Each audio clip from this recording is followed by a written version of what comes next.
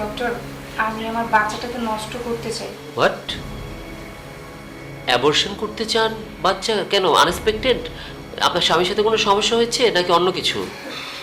না না, আমার স্বামীর সাথে কোনো সমস্যা হয়নি, একটু পার্সোনাল। সেটাই তো জানতে চাচ্ছি, পার্সোনাল সমস্যা কোথায়? স্বামী মারা গেছেন নাকি অন্য কোনোভাবে আপনার কনসিভ করে ফেলেছেন? আসলে আমার হাজব্যান্ড প্রবাসে থাকে, তো আমি মানে ভুল করে কনসেপ্ট করে ফেলেছি। আর গত সপ্তাহে আমার হাজব্যান্ড বাইরে থেকে বাংলাদেশে চলে এসেছে আমাকে সারপ্রাইজ দেওয়ার জন্য। আমি জানতামও না যে হুট করে চলে আসবে, তাহলে তো আমি একটু সেফভাবে চলাফেরা করতাম।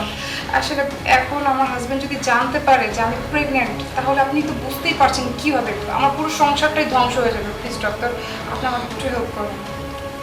দেখুন, আপনি কি আপনার হাজব্যান্ডকে ধোকা দিচ্ছেন না? ধোকা কি করবো বলেন? আমার তো কিছু করার ছিল না, আমি মিস্টেকলি করে ফেলেছি যা করার। এখন এর মুসলটা আমাকেই দিতে হবে। রিকু, তুমি এইখানে? হ্যাঁ আমি। কি অবাক হচ্ছ? আমার একটা জিনিস ভাবতে অবাক লাগতেছে, আমি বিগত 4 বছর দেশে নাই, আর এর ভিতরে তুমি প্রেগনেন্ট। ছি, আরে তুমি এটা কেন করলা? তুমি কেন আমারে ঠকাইলা বলো তো? আমি তো তোমার কোনো চাওয়া পাওয়া অপূর্ণতা রাখি নাই। বলো, রাখছি? তুমি যখন যেটা চাইছো তখন সেইটা আমি দিছি। আমার যতই কষ্ট হোক না কেন আমি তোমার সেটা দিছি। বিনিময়ে তুমি এটা কি করলা আমার সাথে বলো? আর আমি কি আমার জন্য দেশের বাইরে গেছি? আমার জন্য যাই না। আমি দেশের বাইরে গেছি তোমার জন্য, আমার মার জন্য, যাতে তোমরা ভালো থাকো, সুখে থাকো, একটু ভালো লাইফ পাও। কিন্তু তুমি সব শেষ করে দিছো। আমি তোমারে কত বিশ্বাস করতাম, আমি তোমারে কত ভালোবাসতাম, কিন্তু আজকে সেই সব ভালোবাসা তুমি শেষ করে ফেলছো। তুমি আমার জন্য, তোমার মায়ের জন্য তুমি বাইরে চলে গিয়েছিলে, কিন্তু আমি তো এরকম লাইফটা চাইনি রিকু। তোমাকে আমি ভালোবেসে বিয়ে করেছিলাম। আমার সব সময়ের জন্য স্বপ্ন ছিল আমার স্বামী সব সময় আমার পাশে থাকবে, বিপদে আপদে সুখে দুঃখে সব কিছুতে আমি আমার স্বামীকে কাছে পাবো। কিন্তু তুমি কি করলে? যে সময় তোমাকে আমার সব থেকে বেশি দরকার ছিল, সেই সময় তুমি কি করলে? আমাকে ছেড়ে টাকার পিছনে ছুটলে, প্রবাসে চলে গেলে। আমার কথা তো ভাবলেও না। তুমি না আমার থেকে টাকাকে মূল্যায়ন করেছো বেশি। আর আমি কি করতাম? আমি তো একটা মেয়ে মানুষ, আমার ফ্রেন্ডেরও তো হাজব্যান্ড আছে, তারা কি সুন্দর হাজব্যান্ডকে নিয়ে বাইরে ঘুরতে যায়, কত কিছু করে। দেখে না আমি না খুব মিস করতাম, ইস, আমার হাজব্যান্ডকে আমার সাথে থাকতো। কিন্তু না, আমার না কপালটাই খারাপ, আমার প্রয়োজনের সময় আমি আমার স্বামীকে পাই না। আমার একটা কথা আপনাকে বলি, অনেকক্ষণ যাবত আপনি ওকে অ্যাকিউজ করে যাচ্ছেন। আপনি কি বললেন? আপনার বান্ধবী তার হাজব্যান্ডকে নিয়ে বাইরে ঘুরে আপনার দেখতে পাবেন, এগুলো করতে টাকা লাগে না। আর ও টাকা ইনকাম করছে, আপনি বললেন ও টাকার পেছনে করছে। কার জন্য করছে? আমরা একটা ছেলে মানুষের জীবন চলতে কত টাকা লাগে? বেশি কিন্তু লাগে না। বাট একটা পুরুষ মানুষ তার পরিবারের জন্য সব কিছু করতে পারে, সে তার পরিবারের জন্য টাকা ইনকাম করছে। একটা পুরুষ যখন প্রবাসে যায়, সে কিন্তু এতটুকু বিশ্বাস রেখে যায় যে তার পরিবারের মানুষগুলো শেষ পর্যন্ত তার পাশে থাকবে। আপনার গায়ের এই যে দামি গহনা, আপনার কানের দুল, আপনার দামি শাড়ি দেখেই কিন্তু বোঝা যাচ্ছে আমার বন্ধু আপনাকে কতটা ভালো রেখেছে। গতকাল যখন আপনি আমাকে কল করলেন, আপনার একটা জরুরি অ্যাপয়েন্টমেন্ট আছে, আপনি বেবিটা অ্যাবর্শন করবেন, তখনই আমি ওকে জানাই, কারণ আমি জানতাম ও দেশে এসেছে, আমার ক্লোজ ফ্রেন্ড। কারণ আমি চেয়েছিলাম ও সত্যটা জানুক। রিকু, আসলে আমি না জানতাম না ডক্টর তোমার বন্ধু হয়। রিকু, আমার ভুল হয়ে গেছে, তুমি আমাকে ক্ষমা করে দাও। মানুষের জেনে বুঝে ভুল করে বলো, আমি তো অনিচ্ছাকৃতভাবে ভুলটা করে ফেলছি। তুমি ছিলে না, তাই আমি কি রেখে কি করে ফেলছি আমি নিজে বুঝতে পারছি না। তুমি আমাকে ক্ষমা করে দাও রিকু, আমি আর এরকম ভুল কখনো করবো না। শোনো, তুমি যদি সত্যি সত্যি কোনো ভুল করতা তাহলে আমি তোমারে ক্ষমা করে দিতাম, কিন্তু তুমি যেটা করছো সেটা ভুল না, সেটা অন্যায় করছো, তুমি পাপ করছো, তুমি আমারে ঠকাইছো, তুমি আমার ভালোবাসারে অবমূল্যায়ন করছো। তোমার সাথে না আমি আর এক ছাদের নিচে কখনো থাকতে পারবো না, আসবে না। তোমার প্রতি যে ভালোবাসাটা, যে ফিলিংসটা আমার ছিল, সব তুমি শেষ করে দিছো। তুমি এক কাজ করো, তুমি আমার চোখের সামনে থেকে চলে যাও। ভাবি, একটা কথা বলি, ভ্রূণ হত্যা অন্যায়, আমরা বিভিন্ন সময় প্রয়োজনে আনএক্সপেক্টেড প্রেগনেন্সি বা পারিপার্শ্বিকতার কারণে অনেক সময় এই কাজটা করে থাকি, কিন্তু দিন শেষে এটা কিন্তু একটা অন্যায়, একটা অপরাধ। একটা শিশুকে জেনে বুঝে হত্যা করা, আমার মনে হয় এটা বেটার হবে আপনার গর্ভে যার সন্তান আপনি তার কাছে যান এবং তাকে পুরো ব্যাপারটা বুঝিয়ে বলুন, তাকে তার সন্তানের দায়িত্ব নিতে বলুন। এভাবে একটা ভ্রূণ হত্যার সাপোর্ট আমি কখনো করব না। দেখো তো একটু বোঝার চেষ্টা করো না। ব্যাস, আমি আর কোনো কিছু শুনতে চাই না। তুমি এই মুহূর্তে আমার চোখের সামনে থেকে যাও। খুব তাড়াতাড়ি আমি তোমার ডিভোর্স লেটার পাঠিয়ে দেবো।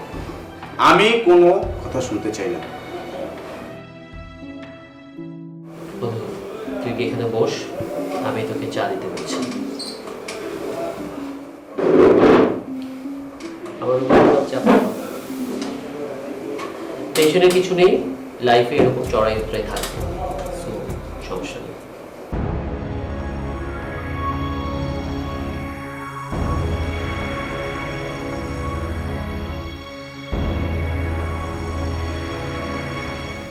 কি ব্যাপার, বুয়ার পাটা কেমন ছেলেদের পায়ের মতো লাগছে, আর আজকে হঠাৎ এরকম ঘুমটা টুমটা টেনে এভাবে কাজ করছে।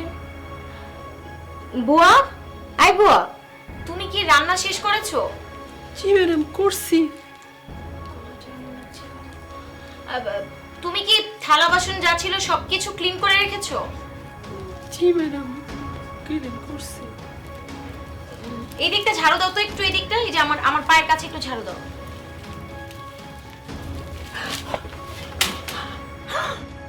বাদল, কে কোথায় আছো? তাড়াতাড়ি আসো, ডাকাত ডাকাত পড়েছে। কি হয়েছে? দেখো দেখো ডাকাত। এই, তুই কে? আমাদের বাসায় কি করতেছিস?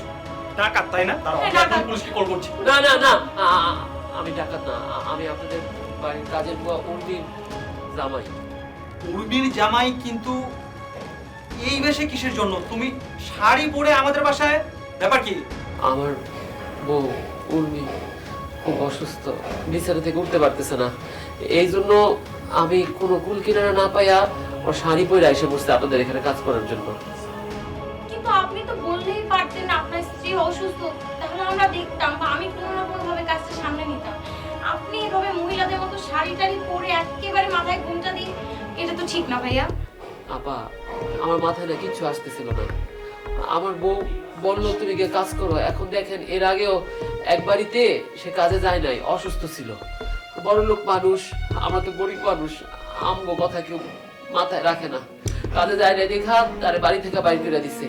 এখন বলেন, এই যে ও যদি আজকে আপনাদের এখানে কাজে না আসতো, অনেক অসুস্থ, হয়তো 2-3 দিন আসতে পারতো না, আপনারা তো ওর কাজে রাখতেন না। এই জন্য আমি ওর চাকরিটা বাঁচাইতে ওর শাড়ি পরে আমি আইসা পড়ছি। আমি আমার কোনো কুকিরাটা পাইতেছিলাম না, মাথায় খেলতেছিল না। আর সবাই কি এক মানুষ হয় নাকি? হ্যাঁ, আমরা আসলে এরকম না। আসলে তুমি এসে আমাদেরকে বলতে পারতে যে তোমার বউ এরকম অসুস্থ, আমরা তো কিছু মনে করতাম না। আর একটা মানুষ অসুস্থ হতে পারে, সে কাজে না আসতে পারে, তাই বলে কি আমরা এইভাবে মানুষকে অবহেলা করবো? এমনটা তো না। আপনারা তো আমাদেরকে জানাতে পারতেন, একটা কল করে বা আপনি এসেছেন আমাদের বলতেন, দেখতেন যে আমরা এরকম করি কিনা। সবাই তো একরকম না। স্যার, ম্যাডাম, এই যে কথাটা বলতেছেন, এটা তো সবাই বলে না। আমার বউ আরো 3-4 জায়গায় কাজ করে, সব জায়গাতে একদিন না গেলে 2-3 দিনের বেতন কাইটা নেয়, মাইন্ড কই করে, অনেক অত্যাচার করে। আপনি জানেন, একবার আমার বউ অসুস্থ ছিল, ছোট মায়ের কাজে পাঠিয়েছে ওই বাড়িতে, ওর উপর গরম ফ্যান ঢেলে দিছে। আবার 12 বছরের একটা মায়া স্কুলে পড়ে, ওর মায়ের বদলে ওরে কাজে পাঠিয়েছি।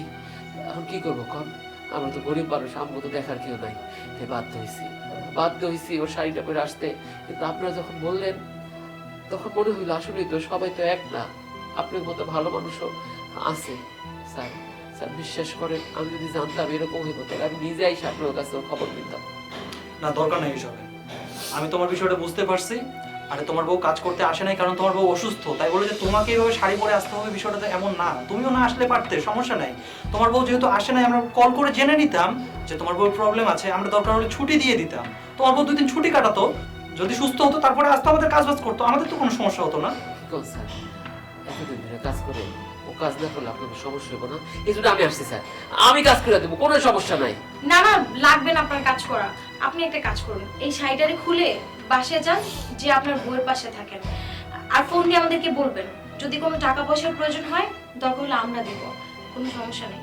আর তাহলে একটা কাজ করো, তুমি এখন যাও, স্যার তাহলে এক কাজ করি, আমি বরং আমার মায়ের পাঠিয়ে দেবো, ও আপনাকে ফুড ফরমাইশ খাটবো পারবো। না না না, তোমার মেয়ের বয়স এখন অনেক কম, আরে মাত্র 12 বছর বয়স, লেখাপড়া করছে তো, তাকে ঠিক মতো লেখাপড়া করতে দাও। আমাদের বাসা তো দূরের কথা, কোনো বাসায় তাকে কাজে পাঠাবে না। আর তোমার মেয়ের পড়ালেখার খরচের জন্য যদি কোনো টাকা পয়সা দরকার হয় তোমার, তাহলে আমাদেরকে বলবে, আমরা টাকা পয়সা দিব। আপনাদের অনেক দয়া স্যার, এমন ভালো মানুষ আমি দেখি নাই স্যার। স্যার আমার রান্না করে কাপড়টা খুলে আমি চলে যেতেছি স্যার। আচ্ছা ঠিক আছে, যাও। আচ্ছা ঠিক আছে, আমি গেলাম। ঠিক আছে, যাও। কিরে বাবা ওবায়দুল, কাদের? তোদের তো কখনো একসাথে পাই না, আজকে তো আমার সৌভাগ্য, তোদের সবাইকে একসাথে দেখলাম। বাবাজি কি বলো না, মাঝে মাঝে আমাদের সবারই তো অফিস থাকে। তাছাড়া আজকে আমরা একটা জরুরি মিটিং এ তোমার কাছে বসছি। এই বোমা বলো না তুমি। আসলে বাবা, ভাইয়া তো আপনাকে কোনো কিছু খুলে বলতে পারছে না, আমিই বলি। আমরা কিছুদিনের জন্য বেড়াতে যাব, মানে দেশের বাইরে যাব, কানাডাতে যাব। আর এদিকে বড় ভাইয়ারা হুট করে একটা ফোন চলে আসছে, ভাইয়ারও নাকি ইমার্জেন্সি চট্টগ্রাম যেতে হবে। ভাইয়া বলো কালকেই নাকি চলে যাবে। তো ভাবছি যে আমিও নেই, আমিও থাকবো না, আপনার ছোট ছেলে বড় ছেলে, ওইদিকে আপনার বড় বৌমাও তো থাকছে না। আপনি একা একা কিভাবে থাকবেন এই বাড়িতে? রান্না কিভাবে করবেন, কি খাবেন, সবকিছু মিলে একেবারে বলো না। তুমি তো বলছো, যাই হোক বাবা, হয়েছে কি, যেহেতু বাসায় কেউ থাকবে না, আমি নেই, তোমার বৌমা নেই, বড় ভাইয়া থাকবে না, তুমি একা একা বাসায় কিভাবে থাকবে? রান্না বান্না তো কেউ করার মতো নাই। হ্যাঁ বাবা, তাছাড়া উর্মিরও তো অফিস আছে, ও থাকতে না হয় একটা ব্যবস্থা হতো। তো আমি চলে যাবো চিটাগং, ছোট বউ আর বাদল চলে যাবে মলদ্বীপ, ছোট বউ আর বাদল চলে যাবে কানাডা। বেশি কিন্তু না, বাট এই জন্যই আমার ওয়াইফ উর্মি ও আবার বললো যে ওর বাবার বাড়িতে যাবে। তাই ভাবছি তোমাকে কোথায় রাখা যায়। তো আমরা সবাই মিলে একটা সিদ্ধান্ত নিয়েছি, তোমাকে একটা জায়গা আমরা রেখে আসবো। ইদানিং দেখি তোরা আমাকে নিয়ে খুব চিন্তায় আছিস। চিন্তা করব না, আমরা দুইজনই তো আপনার ছেলে, তাই না? আর তাছাড়া আপনি যেহেতু আমাদের বাবা, বাবাকে নিয়ে চিন্তা না করলে হয়? যেহেতু আমরা ছেলেরা আছি, আর ছেলে হিসেবে তো এটা আমাদের কর্তব্য, তাই না? বাবার দেখাশোনা কিভাবে করতে হবে, কখন কোনটা প্রয়োজন, কি বলো ভাইয়া? হ্যাঁ হ্যাঁ, একদম ঠিক বলেছিস। তোমাকে এমন একটা জায়গায় রেখে আসবো না, সেখানে তোমার যত্ন আত্মীর কোনো কমতি হবে না। এই ধরো আমরা যেমন এখানে অফিসে থাকি, তোমার বড় বউ অফিসে থাকে, ছোট বৌমা ব্যস্ত থাকে সোশ্যাল ওয়ার্ক নিয়ে, তুমি একা পড়ে থাকো না বাবা, বলো। তো আমার না খুব মন কাঁদে, তাই আমি আর ভাই মিলে ডিসিশন নিয়েছি তোমাকে একটা জায়গায় রেখে আসবো, যেখানে রেখে আসলে তোমার যত্ন আত্মীয় হবে, আপ্যায়ন হবে। তার জন্য আমরা দুই ভাই মিলে যত টাকা লাগে দেবো, তাই না? তুমি আর লোনলি ফিল করবে না। এখানে তুমি একা একা থাকো, তাই না? ওখানে তোমার অনেক সঙ্গী সাথী হবে। আপনার বয়সী অনেক মানুষজন থাকবে, আপনি অনেক বন্ধু পাবেন, বান্ধবী পাবেন। আর বাবা দেখবেন আপনি না চাইতেই অনেক কিছু পেয়ে যাবেন। এখানে সারাক্ষণ বলেন না বৌমা চা দাও, বৌমা এটা করো, বৌমা ওইটা করো। ওখানে কাউকে অর্ডার করতে হবে না বাবা, জাস্ট আপনি মনে মনে ভাববেন আর সবকিছু আপনার সামনে এনে হাজির করে দেবেন। আপনার কোনো চিন্তা নাই। জি বাবা, আপনার বৌমা একদম ঠিক কথা বলেছে। আপনি বাসায় যেটা না চাইতে পেয়ে যান, আমরা না থাকলেও আমরা আপনাকে যেখানে রেখে আসবো, ওখানে আপনি ওটা না চাইতেও পেয়ে যাবেন। তোরা দেখি আমার কথা অনেক ভাবিস, কিন্তু তোরা যে যাবি, কিন্তু আমাকে কোথায় রেখে আসবি রে তোরা? না বাবা, ওই যে অনেকেই থাকে, তোমার বয়সী যারা আছে সবাই ওখানে থাকে, আরামে থাকে, মানে বন্ধুর মতো হয়ে যায় সবাই। প্রথমে এক দুদিন তোমার একটু কষ্ট হবে, আর আমরা তো বছরে না বছরে একবার যাবোই তোমাকে দেখতে। এখন বলবে তুই কি আমাকে সারা জীবনের জন্য রেখে আসতে চাচ্ছিস? মানে ধরো প্রতি বছরই একবার না একবার আমরা তোমাকে দেখতে যাব, ঈদের সময় যাব দেখতে, আর ওখানে তুমি অনেকের সাথে আরামে থাকবে। তার মানে তোরা কি আমাকে সারা জন্মের জন্য ওখানে রেখে আসতে চাচ্ছিস? না না না বাবা, কি বলছো এসব? তোমাকে সারা জন্মের জন্য রেখে আসবো কিসের জন্য? আরে তুমি ওখানে থাকবে, আমরা তো আসবো, সব সময় আসবো, তোমার দেখাশোনা করব, তাই না ভাইয়া? হ্যাঁ বাবা, তুমি কিছু মনে করো না, এখানে তোমার যত্নাতে কম হচ্ছে, তোমাকে আমরা বৃদ্ধাশ্রমে রেখে আসবো। ও, বুঝতে পারলাম। তার মানে এখন থেকে তোরা আর আমার সাথে থাকতে চাচ্ছিস না? ওরকম কিছু না। আসলে বাবা আমরা তো থাকবো, থাকছি না যে এমন কিছু না, মানে বললাম কয়েকটা দিনেরই তো ব্যাপার, হতে পারে সেটা বছর খানিক বা 2 বছরও হতে পারে, কোনো ঠিক ঠিকানা নেই বাবা। বুঝতে পেরেছি। শোনো, তোমরা যখন যাবে তাহলে একবারে যাওয়ার জন্য প্রস্তুতি নাও। মানে কি বলছে এগুলো? আমরা যাব মানে? আমরা কিসের প্রস্তুতি নিব? তুমি ব্যাগ গোছাও, তোমাকে বৃদ্ধাশ্রমে দিয়ে আসবো। এতক্ষণ তোমাকে সফটলি বুঝালাম, তুমি বুঝলে না তো, এখন বাধ্য হবো জোর করে দিয়ে আসতে। শোন, গলা নামিয়ে তোরা কথা বল। তোরা বোধহয় ভুলে গেছিস সবাই, এই বাড়িটা কিন্তু আমার নামে। শোন, এই বাড়ি যদি আমি ভাড়া দেই, প্রতিটা রুমের ভাড়া কত করে জানিস? যে টাকাটা আমি পাবো সে টাকা দিয়ে আমার দিন ভালোভাবেই কেটে যাবে। শোনো বৌমা, তোমরা এই বাড়ি ছাড়ার জন্য প্রিপারেশন নাও। কি বলছো বাবা? আমরা আমরা কেন বাড়ি ছাড়ব বাবা? আমরা তোমার সন্তান না, বলো? আমাদের মাথার উপর থেকে তুমি ছাদ কেটে নিবে? সেটাই তো বাবা, আমরা তো তোমার সন্তান, তাই না? আমাদেরকে তুমি এভাবে বের করে দিতে পারবে? একটা সন্তানকে বাবা এভাবে বের করে দেয়, বলো? এটা তো সম্ভব না, এটা হয়? আর তাছাড়া বাবা, আপনিই তো আমাকে পছন্দ করে আপনার ছোট ছেলের বউ বানিয়ে এই বাড়িতে নিয়ে এসেছেন। এখন আপনি যদি আমাদেরকে এই বাড়ি থেকে বের করে দেন, তাহলে আমরা কোথায় যাব, কি করব? আমি তোদের ছাদ কেড়ে নিতে চাচ্ছি না, আর তোরা তিনজন মিলে আমাকে যে আমার নিজের বাড়ি থেকে গলা ধাক্কা দিয়ে বের করে দিতে চাচ্ছিস, হ্যাঁ? তখন তোদের বিবেকে একটু নাড়া দেয় না? বাবা, আমাদের ভুল হয়ে গেছে বাবা। আমাদের এই বাড়ি থেকে বের করো না। আমাদের তো শহরে একটা বাড়ি, ভাবতে পারছিস ভাই? বাবা, আর কখনো হবে না বাবা। তুমি থাকো, তো তোমার জন্য আমরা বাড়িতেই গভর্নেন্স ঠিক করে দিব। যা যা খরচ করার আমরা দুই ভাই মিলে করবো। তো ওই বাড়ি থেকে আমাদের বের করে দিও না। আমার এক কথা, আমি যেটা বলেছি সেটাই ফাইনাল ডিসিশন। এখন থেকে তোরা আর আমার বাড়িতে থাকতে পারবি না, বুঝেছিস? বাবা পায়ে পড়ছি বাবা, প্লিজ প্লিজ বাবা, মামা মাফ করে দাও, মাফ করে দাও। বের হ, বের হ তোরা আমার বাড়ি থেকে। আর এক মুহূর্ত তোদের আমি আমার এই বাড়িতে দেখতে চাই না। বাবা প্লিজ বাবা, বললাম না, তোদের আমি এই মুহূর্তে আর দেখতে চাচ্ছি না। বের হ আমার বাড়ি থেকে। কুলাঙ্গার জানি কোথাকার, কত বড় সাহস! আর কোনো বাবা যেন জীবিত থাকা অবস্থায় কখনো সন্তানদের বাড়ি না লিখে দেয়, তা না হলে এই কুলাঙ্গাররা তাদের বাবা মাকে শেষ বয়সে বৃদ্ধাশ্রমে দিতে চাবে। ভালো লাগতেছে রে ভাই, শান্তি আর শান্তি, বহুদিনের ইচ্ছা ছিল।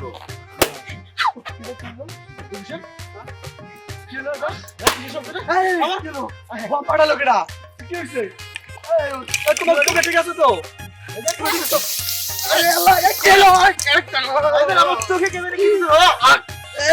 কি মারলো? চলে গেল ভাই, আমার চোখ পুড়ে গেল। কে মারছে? বিষের মতো লাগছে নাকি? কি দিছে রে? বিষের মতো আমার চোখ গেল, চোখ চলে গেল আমার। তোমরা ঠিক আছো? হ্যাঁ ঠিক আছে। অঞ্জনা ঠিক আছো? হ্যাঁ। কি রে? আল্লাহ, কে কি মারলো? আল্লাহ, তোমাদের চোখে কিছু মারছে নাকি? না না না। সাবধানে সাবধানে, তোমরা প্রেগন্যান্ট কিন্তু। হ্যাঁ, তুমি পানি দিতে হইবো। আল্লাহ, ঠিক আছে। ঠিক আছো? ঠিক আছে, তবে তুমি ঠিক আছো না? হ্যাঁ, হঠাৎ করে বাচ্চা ঠিক আছে? হ্যাঁ ঠিক আছে। আমার মনে হয় কি আমাদের পিছনে শত্রু লেগে গেছে, আমাদের একটু সাবধানে চলাফেরা করা উচিত। ভাবি, এখানে থাকা নিরাপদ না, চলো এখান থেকে চলো। চলো চলো চলো চলো।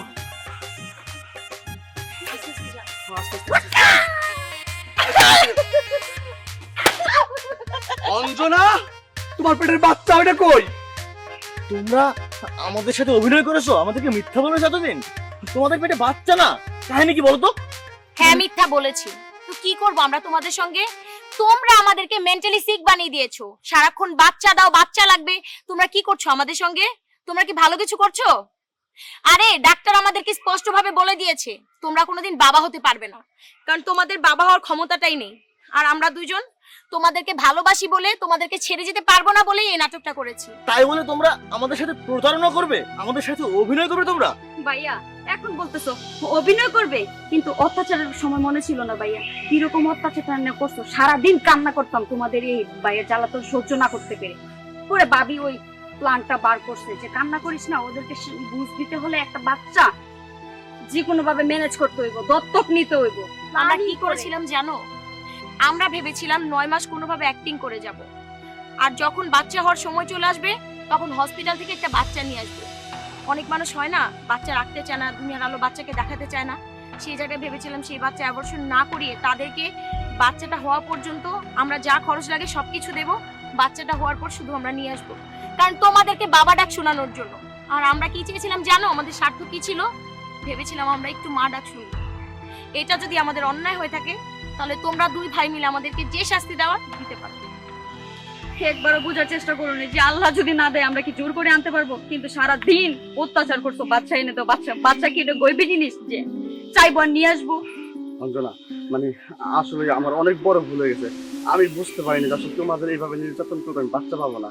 আর আমাদের সমস্যাটা আমরা লুকানোর চেষ্টা করছি।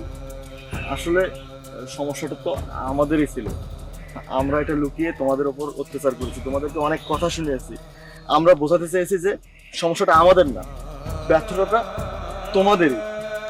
আমরা সবই জানি, আমরা সব জানতাম, ডাক্তার আমাদেরকে অনেক আগেই বলেছিল, কিন্তু আমরা চেয়েছিলাম তোমাদেরকে কোনো কিছু বুঝতে না দিই যে তোমাদের ঘটনাটা আমরা জানি, শুধু এটা ভেবেই, কারণ আমরা তোমাদেরকে ভালোবাসি। আমরা চাই না আমাদের কোনো কথায় তোমরা কষ্ট পাও। আর তোমরা কি না আমাদের সঙ্গে এরকম অত্যাচার করলে? দেখো, আমিও তোমাকে ভালোবাসি, আমি তোমাকে কথা দিচ্ছি, আর কখনো তোমাকে এটা নিয়ে কথা বলবো না, এটা নিয়ে কথা শোনাবো না। প্লিজ আমাকে ক্ষমা করে দাও। হ্যাঁ, আসলে সত্য কথা, মানে আমরা যেটা করেছি ভুল করেছি, আর যেটা করেছি সেটা আর ফিরে আসবে না। এখন থেকে আমরা সযত্নে তোমাদের রাখবো। আর শুনো, তোমাদের হসপিটালে যেতে হবে না। আমরা দুই ভাই মিলে চলো তোমাদেরকে নিয়ে যাবো আমরা একটা এতিমখানায়। এখান থেকে আমরা একটা বাচ্চা নিয়ে আসবো 10 থেকে। তোমরাও মা ডাক শুনবে, আমরা বাবা ডাক শুনবো। হ্যাঁ, আর আমরা সেই বাচ্চাটাকে আমরা নিজেদের বাচ্চা হিসেবে লালন পালন করবো। আমরা সবাই মিলে একটা বাচ্চাকে লালন পালন করবো। ঠিক চলো আছে। চলো চলো, আমরা সবাই মিলে 2টা বাচ্চা কি করবো, চলো চলো।